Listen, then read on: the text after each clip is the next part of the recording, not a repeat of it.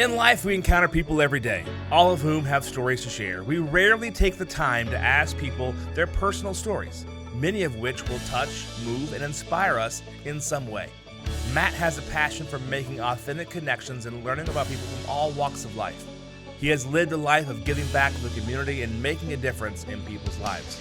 Are you ready to meet fascinating people and hear some inspiring stories?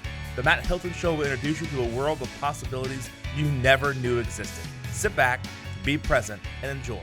Here's your host, Matt Hilton. Hey everyone, Matt Hilton here, the host of the Matt Hilton Show. Thanks for tuning in. Today's host is a friend of mine, and she is the current Texas Teen Petite. She has been a social media influencer, and she now works as a realtor at Keller Williams Central with me. Stay tuned, you don't want to miss this show. And now a word from our premier sponsor. Inspired, experienced, customer-focused. Find a mortgage that fits your needs with Maria Leach at First United Bank Mortgage, specializing in construction and closing all types of loans, including jumbo, portfolio, conventional, FHA, and VA. A tenured team, outstanding service, competitive programs. Finance your dreams with Maria Leach at First United Bank Mortgage. mleach.firstunitedteam.com, 214-316-7915. mleach at firstunitedbank.com. Member FDIC, Equal Housing Lender. Hey everyone, welcome back, and thanks for joining the Matt Hilton Show. Today's guest is a friend of mine, and I actually work with her at Keller Williams Central. So yes, she is a realtor, and you may be asking yourself, why in the world would Matt have another realtor on his show? Because I'm a realtor, right? So, but Haile is special. Haile Cloutier is here with me. And Haile, thank you for being here. Thank you for having me. You're so welcome. You're so welcome. So, Haile, why did I ask you to be on the show today? What conversation did we have yesterday? Well, we needed time, and I just joined your team yesterday. That's right. So it was super exciting, and just kind of get to know us a little more. Yeah. I figured what better way to introduce Haile, a new member to the Hilton Realty Advisors team, than to bring her on the show. She has an incredible story to tell, and I just want to get to know her better, and I want you to get to know her, because when you use this for your real estate needs, Haile will be involved too. So there we go. Yeah. So tell us about yourself, Haile. Like, I know you're not, in your 40s like me, right? So, but you've lived a life, right? You have, you've been busy. You've been a social media influencer. Right. You've been in beauty pageants. You've done all sorts of stuff. Yeah. Okay, well. So where do we start? Where'd you grow up? I was born in North Carolina, and then I moved all over the country. So I've lived in the states of California, Washington State. I did a little bit of Florida just because I visit my grandparents, and then my other grandparents live in Oregon. So kind of been all over the place, stayed for vacations for too long. It feels like we live there. So Right. Just all over the place. Fantastic. So at what age did you get involved in pageantry? Oh gosh. Last year was my first pageant ever. What? Yeah, last August. I competed for Teen Texas Petite and then won. And I was like... And then won. Did y'all hear that? She won. Yeah. And then I went on to nationals this past August. I got third runner-up. So it was just like a cool first pageant experience. I was like, no kidding, I just won. That's crazy. That doesn't happen usually. So why does it not happen? Explain that to me, because I don't know much about pageants, Right. and I don't know very many people in the audience that may or may not. So Right. do people typically have to be involved in that realm typically to win, or what makes it so odd? It kind of depends, honestly. You go back and forth between, you either pick a girl for what she does or the amount of followers. Can you bring more people into the system? Can, her beauty take her all the way? Or is what she's doing with her platform actually good for what we're looking for? Okay. Can they actually win the national title and take it home for the state or not? So, Okay. yeah. All right. So what was the experience like? For state or national, those are way... They are two totally different, right? Yeah. So let's start with state. What was that like Okay. for state? State, I walked in very confident. There weren't very many girls. I think I competed against one other girl. Just people move on to different systems after they compete. I was super excited. There was no doubt. I was telling myself, I'm going to win. There's no way I don't. I did. But it was really relaxed. Okay. people were super nice when we went into state. So. And what was your motivation? Like, why did you want to run? My aunt is a huge pageant lady. She was Miss Colorado for the USA pageant, and then she just did Miss US Survey, I think it was, for Arizona. And she won Arizona and then went to nationals as well. She's just kind of been my inspiration. I've been trying both what my aunts do and go in both those directions. So.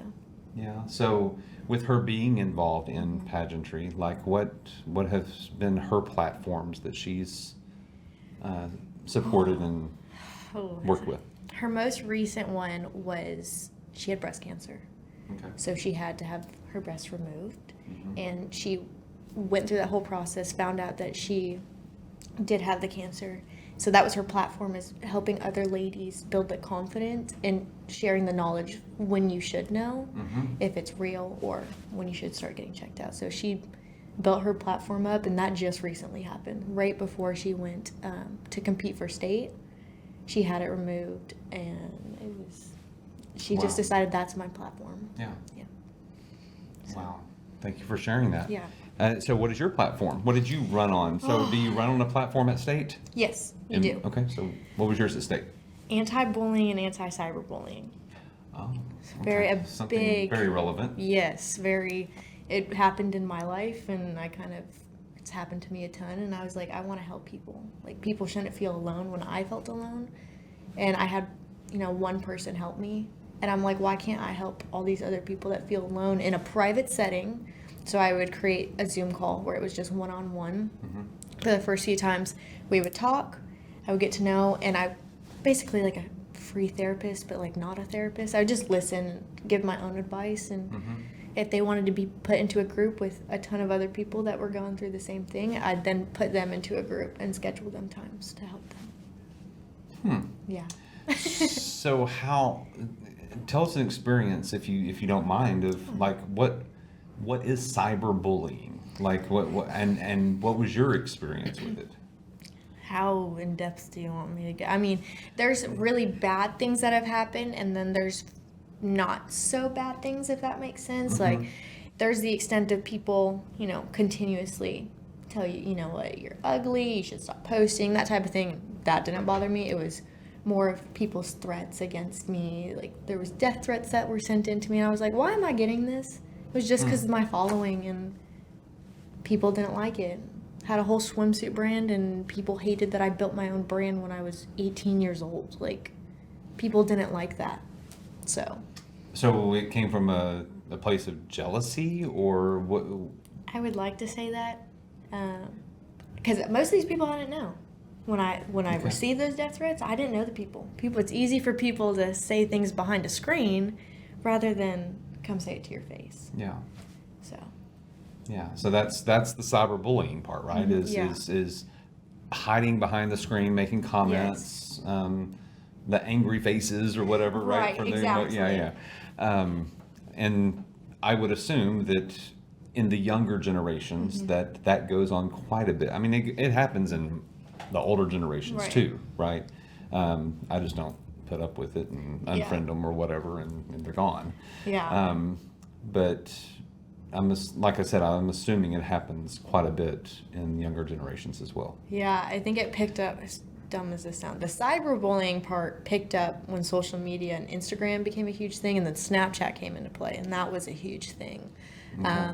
And then you look at it and you're like, well, the bullying started a long time ago. That can start in preschool, first grade. You just don't realize that's what it is. So, I mean, I've dealt with it for a while, and I would like to say it came out of jealousy, but I feel like that's me being like, giving them a out of what they did. Sure. So do you just think it's because people are just mean? I think people have things going on in their life that they reflect it onto you and try to push their pain onto you without you knowing what's going on. And that's why I built my platform, is if someone's going to sit there and bully me, I'm going to sit there and understand what's going on to help them then get through whatever they're getting through. Wow. Yeah. So what would you tell people in our audience who have young children? What should they maybe be looking for so that they can identify if their kids are being bullied, cyberbullied? Okay, well, what I would look for is, people you don't know that your kids don't know. If they're, following somebody they don't typically know and then they start picking up the rudeness, I would immediately block. There's also ways to filter words. So let's say, for example, they put your name and I filter out your name from anything. It could be in a sentence like, the Matt Hilton team's amazing. If I filter out your name, the whole comment doesn't show up. It shows up for me in a private setting of a trash bin, but then it doesn't show up for everyone else. Interesting. Yeah. See, there are things like that I didn't know were out there. Different All parental updating. controls. Yes. And, yeah. So I would just look for anyone that your kids don't know, anyone that you don't know personally, and just kind of cut them out of your life if they're starting to be rude. Right. Yeah. Okay. So you won state, Yes. and then you went on to nationals. Mm-hmm. So you said it was totally different in state and national. So Yes. what was different about it? State was definitely more including. It was less political. This whole system's not to be political at all. And it seemed that there was a lot of politics. People would do whatever they needed to do to win, which I found out of all of the states, only 4 of the states competed for their state title, Texas being one of them. Everyone else got handed a title. They just had to sign up, pay a fee. That's how most systems work, which is fine, whatever. But then people's parents are like, you know what? Like, I want my kid to win and do whatever they need to do. And I was going through a hard time with my family, and my whole family was there at that point, so it was kind of like an awkward back and forth. And I was like, I need to do this by myself. So that was probably part of the problem. But I mean, it's just state was way more family oriented, and nationals is very like we're all fighting against each other. And I met 2 great people, and that was in my division, and we've been best friends since that. So any plans for any future pageants? I don't know. I might be crowned again when I go get my crown up next month. I don't know. I might not. Honestly, Okay. I want to focus on real estate. Right. I need to kind of grow up and grow out of it a little bit. So one and done. That's Oh, I won. I completed my task. yes, I won. you did. You won. I have goals in life. I'm a little Barbie with all her careers. Right. I just wanted to try, and I did. And you did. I And you did succeeded. And yeah. I learned a lot of new things. So what is one life lesson that you think that you've learned from that experience? Definitely being positive throughout the whole situation. There was a lot of negativity that was going on, and just being nice to everyone as well. Like, you never know. Again, you never know what someone's going through. You never know what people are going to do to succeed. Yeah. So you just got to be kind to everyone. Yeah. Fantastic. That's part of integrity is doing the right thing even when nobody's looking. Right. So that's where a lot of people fail with the integrity part is they do the right thing, but it's only when people are looking. When people aren't looking. Behind the scenes, they're very Yeah. sketchy. Yeah, and unfortunately, that's those people are out there. Yes. Yeah. Unfortunately. So you have been in pageants. What else have you done prior to becoming a realtor earlier this year? I did social media for, Okay. I guess, like maybe a year, 2 years before I went into real estate, and I was like, oh my gosh, I'm going to make this my career. And that's when TikTok was kind of starting to become a thing, and you saw people like blow up on TikTok, and you're like, oh my gosh, they're becoming famous. Why can't I? Like, I guess as a child, I either wanted to be a princess or I wanted to be a superstar. And I went the superstar route, and I was, it was great. And then it kind of fades away when it becomes a job, not for fun. So tell us more about that. I used to love posting. I mean, in real estate, we all talk about you're supposed to post consistently, post a ton. TikTok, I was posting like 9+ times a day. I would just sit there on my phone and make TikToks and voiceovers and dances, and it was fun. And then I started getting paid. And then people were like, why aren't you posting? You haven't posted in 12 hours.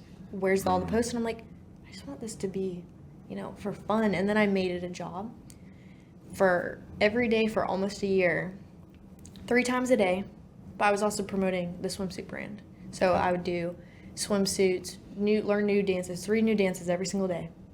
And I'd post every single day. So sometimes I'd make the 9 videos, and then I'd have 3 days of posting, so I wouldn't have to do it. It was just, it turned into a lot. Yeah. Yeah. And then bullying and people not being supportive came into it. And I'm like, why do I want to be in an unhappy state, whether I'm making money or not? I don't want to do it. All right. So, let me tell you. So you get your real estate license earlier this year. What led you to get your license? My other aunt. Your other aunt? Yes. Okay. So my other aunt, she lives up in Oregon. Okay. And I have watched her do real estate for a really long time. And I'm like, wow, like, this is really cool. And she's the breadwinner in her family. Her husband does startups, which work. I've always watched her make all this money. And her husband's amazing. Don't get me wrong. He does his part. But it was the interest of wanting to be a part of what she's doing. And I'm like, well, maybe like if I want to take care of my family, this is the way I have to go to make money faster. And I like viewing houses and walking through houses anyway, so why not make that my job? Yeah. So what has been your experience so far? Oh, it's hard work, but I love it. It's not too much that I can't do it. It like hit you. I didn't go to college because I was like, this is what I want to do. I know this is what I want to do for a career, so I just jumped full steam ahead and made it work. And now that I'm on your team, I feel very more relaxed and confident. But it was cool, like, gaining everyone's business, and that all happened to be for next year. But that was so cool for me to make those connections, meet new people, especially, and get to see some really cool houses and properties and land and everything. I saw something in you, just, in the time that we've known each other. You're a hard worker. Your work ethic is like really high, right? And a lot of people have, I've got kids, right, that are around your age.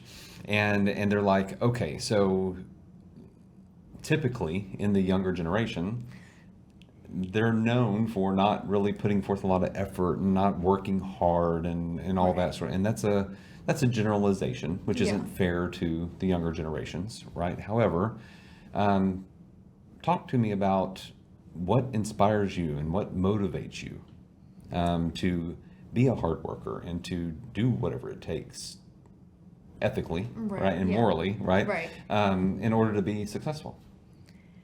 I think it's the goals that I have for myself, honestly. I watched my dad build us a great life, and he was the breadwinner. My mom didn't work. She was a stay-at-home mom. And I just was like, wow, like, he's doing so much for me. Like, he's given me a great life, given my brother a great life, and my mom a great life.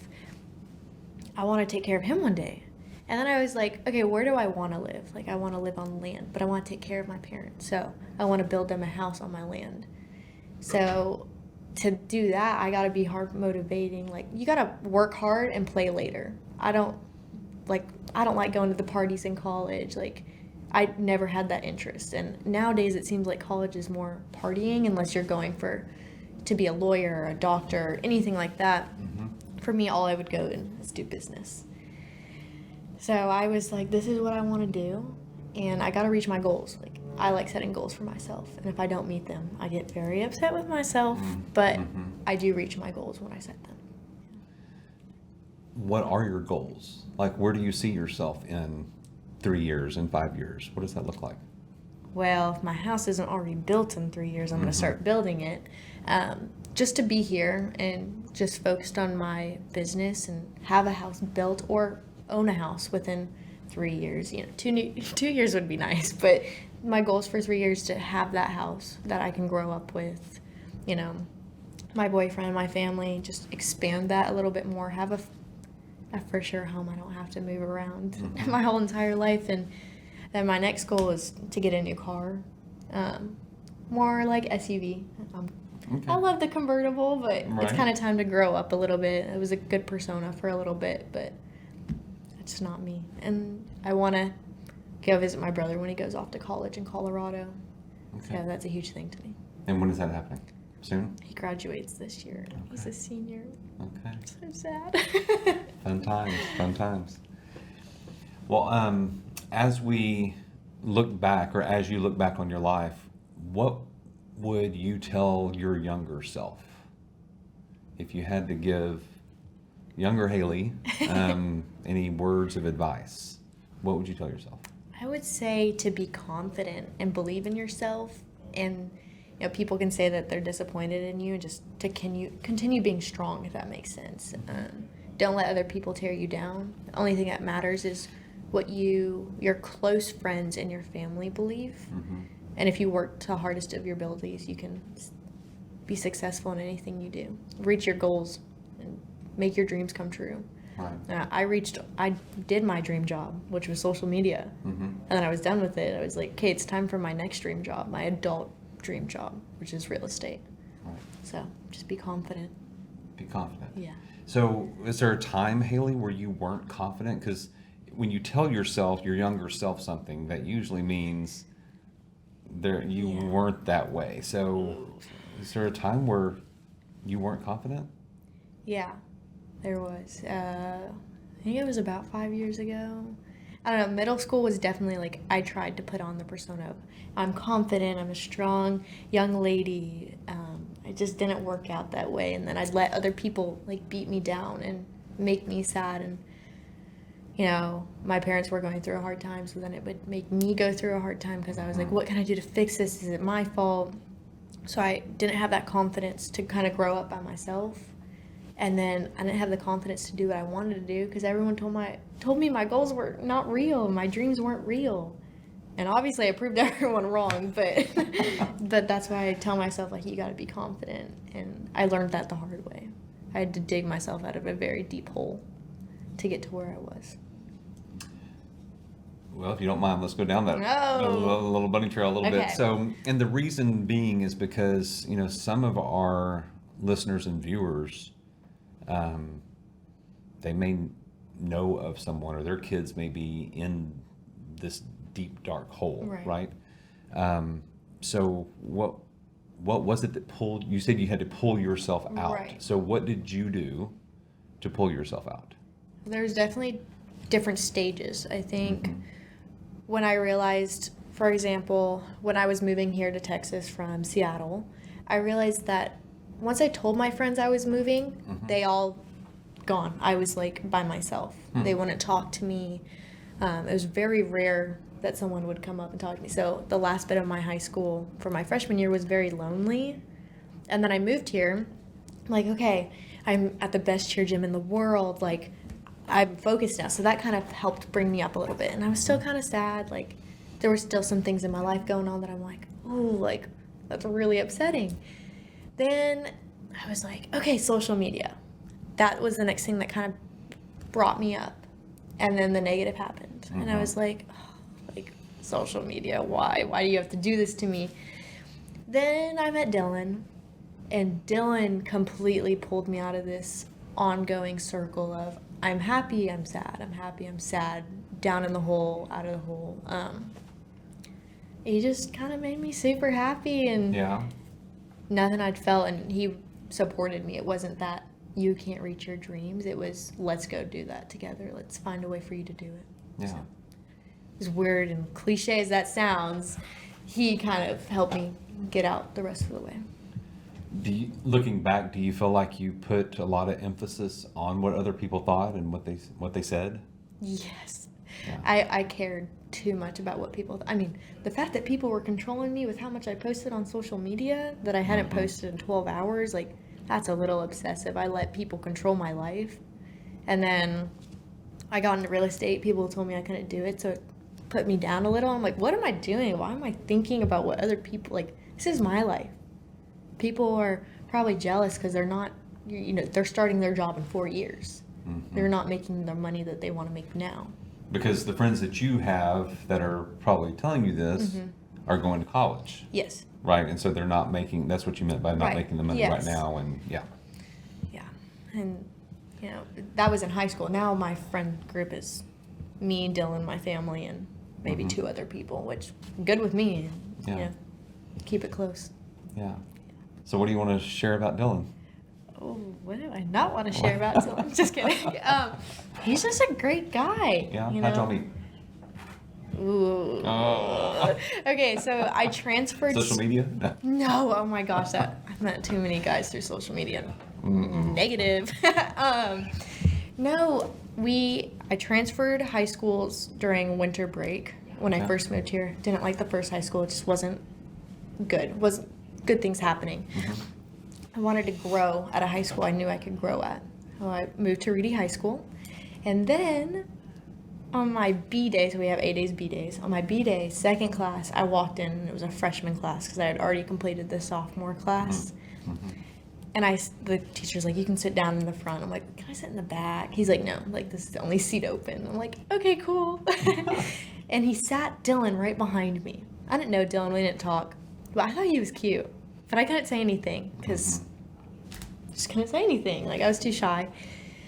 And then our teacher tried to be like, don't you think he's cute? And I was like, well, yeah. And then did the same to him of, don't you think she's cute? And he was telling me that. I'm like, he did that to me. Like, that's so cool. And then he did this whole interview for our school about who his family is.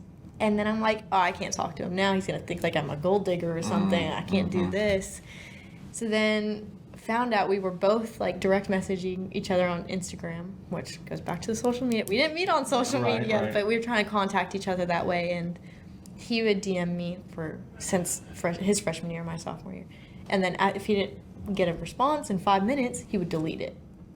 So my junior year of high school, I finally caught one of his messages. I was doing the same thing, though. He never caught mine. And I caught him, and I responded to him really fast. It was 3 minutes into that 5-minute time period, and I was like, hey. And it started, and he's like, can I get your Snapchat, or do I have to pay for it? Because I started making my followers pay to get on my Snapchat because it was more personal. It was about my life, like where I was exactly. Right. So people did. And Dylan was like, do I have to pay? I'm like, no, you're on my brother's baseball team. Like, you're his teammate in high school. And he was like, oh, I just got friend zoned. Like, he didn't say that to me, but he ended up telling me, he's like, I got friend zoned. What do I do? And I was like, sorry. And then we hung out. Something really bad happened. Like, my parents got into an argument. They ended up getting divorced. So that was kind of the process. And I was bawling, and I was Snapchatting him. And he was like, do you want me to come pick you up? First time we've ever hung out. First time we've ever talked in person. We drove around for 3.5 hours from, like, started at 9 o'clock at night. And his parents were like, where are you? And he's like, oh, I'm helping out a friend. Like, she's going through a hard time. And they were like, okay. But that's where it all started. And we found out we lived, like, 10 minutes from each other in California. We would have gone to the same high school in California. Oh, wow. So it was like, okay, maybe we are meant to, like, meet and be together in some sort of way. Yeah. And then I told him I liked him, and he's like, well, I'm not going to like you if you're moving to California for social media. I'm like, okay, I'm not moving anymore. Like, it was a huge... So that was the plan? Yeah. Is you were going to move to California? Yep. I was meeting a ton of good people that we would help each other in our careers, and that was the plan. And Dylan stopped me, and my parents didn't want me to go, so they were like, oh, thank gosh for Dylan. Like, he saved your life, basically. And looking back, like, it just would not have been good for me to go to California. Yeah. Mentally, physically, it just would have been really bad. So he's a lifesaver. That's how he dug me out of the hole. He literally saved my life, and that's what I realized. Yeah. Well, that's great. That was a lot. Sorry. That's great. No. I appreciate you sharing. And that's what this is about, is sharing your story and going a little deeper at times. And, right. Yeah. So as we move forward now you're on the team. Yes. And I'm totally excited about that. Me too. And, just in the few conversations that we've had over the past, few days, there's a lot of stuff coming that you're going to want to stay tuned for. And with the nonprofit that I am the Chief Happiness Officer for, there's a lot of stuff coming in the future for that on this show as well. So just really excited about all that's coming up, all the things, right? Awesome. So in real estate, what has been the most difficult so far? So you got your license earlier this year. Right. You've gone through the basic training, the boot camp, whatever you want to call it. Yeah. What has been the most challenging for you at this point?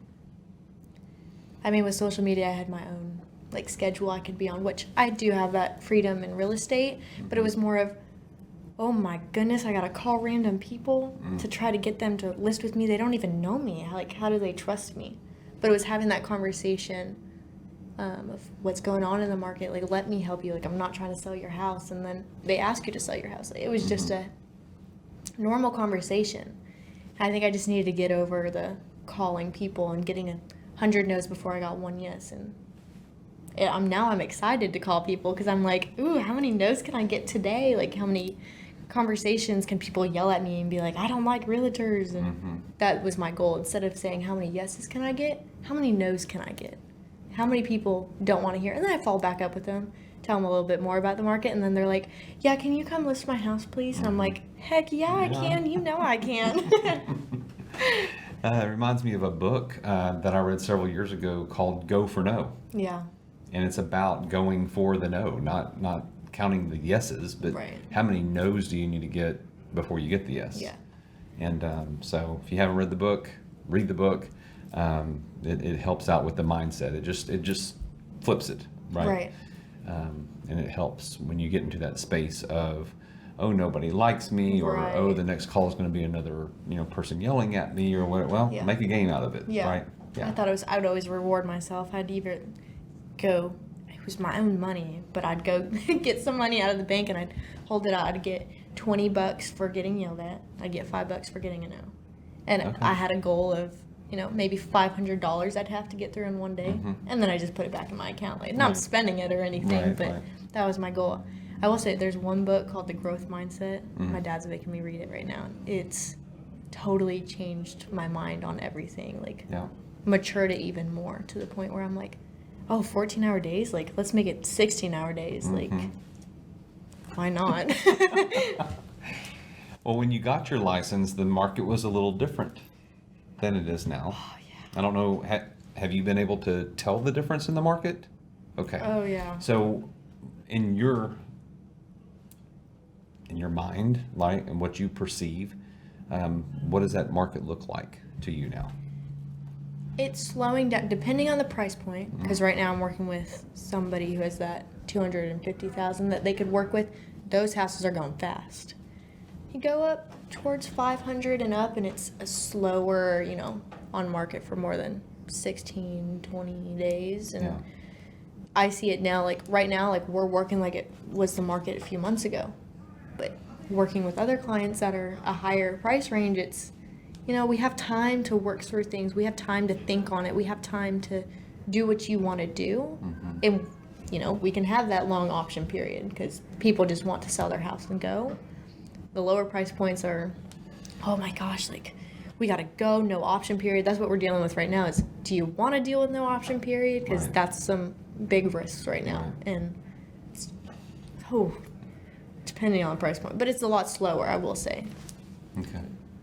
Yeah. So, as far as buyers and sellers, is it still a seller's market? A little bit less, but yes, Yeah. absolutely. They definitely still have all the control. I mean, the fact that I just had a listing agent tell me there is no buy or option period. They don't want one. And I'm like, well, what if we offer 1 day of option period? And they're like, no, we have those offers. We're not accepting them. And I'm like, Oh, wow. really? Like, even if they go overpriced and they're like, yeah, we're not doing it. So something might be wrong with the house. But I just kind of like it scares people a little bit. Yeah. But Yeah, it's been an interesting market. I've been licensed since 2006, right. and right after I got licensed, the recession happened of 2008. Right, so the market did shift quite a bit, and more drastically than it has now, if you can believe that. Right. So, we had a lot of inventory on the ground. Demand was not as high as it is now. Yeah. And prices did dip a little bit.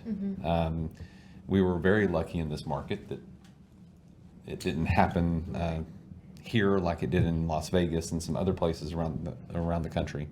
But yeah, so now I see the market slowing, but I don't see prices going down. If prices are doing anything, They are adjusting to where they should have sold Right. before people were prepaying Yeah. their appreciation, right? Yes. Because that's what I saw when the market was really hot and people were offering 50,000 above the list price just to win the offer. I looked at it as, okay, if you're going to live here for 3 to 5 years or longer, you're basically prepaying your appreciation, and you should be okay. Right. Because at the time, properties were appreciating at 18, 20%. Yeah. And so if you buy a $400,000 house, 20% appreciation, well, you just made 80,000 in a year, right? Yeah. So I mean, that's crazy. But now it's not doing that. And I think what's happening is, or what I see happening is, instead of paying 50,000 over, now they're paying the 50,000 less potentially, right, of what the market price really was. Exactly. Right? So prices aren't really decreasing, they're just resetting, Right. right, and finding the new norm. Right. Yeah. I don't think prices are going to drop. I think they're slowly going to build up once, you're right, like everything resets. I think that's when things are going to start climbing, and in 5 years your house will be worth a lot more, but things are going down. I've seen so many price reductions, but you're right, it's resetting the market, Yeah. not going down. Yeah. And you'll find this too, is that sellers have a hard time adjusting, right? So they think that their house should sell for that $50,000 over that their neighbors did 6 months ago. Yes. And unfortunately, as with any market, like the stock market or anything like the bond market, you're going to find that if you wait too long, you're going to miss the boat. Yeah. Right? And sellers haven't really missed the boat because they've still made pretty good money Right. on the rise of house values. But getting the price that a neighbor did down the street for the same exact house 6 months ago, it's not going to happen. No, it's not. Especially maybe in those $250,000 price ranges, right? But not in the 400, 500, 600,000 or more. So as we move forward, so Haile is going to be working with sellers and buyers and tenants and all the things with real estate, and I'm going to be a mentor. I'm going to be someone who helps her along the way to build up her book of business and make it sustainable for her. Hey everyone, stay tuned for part 2 next week as we continue our talk with Haile. The Matt Hilton Show would like to thank our sponsors, Hilton Realty Advisors and Maria Leach with the First United Mortgage Group. The Matt Hilton Show would also like to thank our partners, the Who Do You Know organization. You can find out more at wdyk.org. If you'd like to contact Matt or know a fascinating person with an inspiring story that would make a great guest, reach out to the show at themattHiltonshow@gmail.com.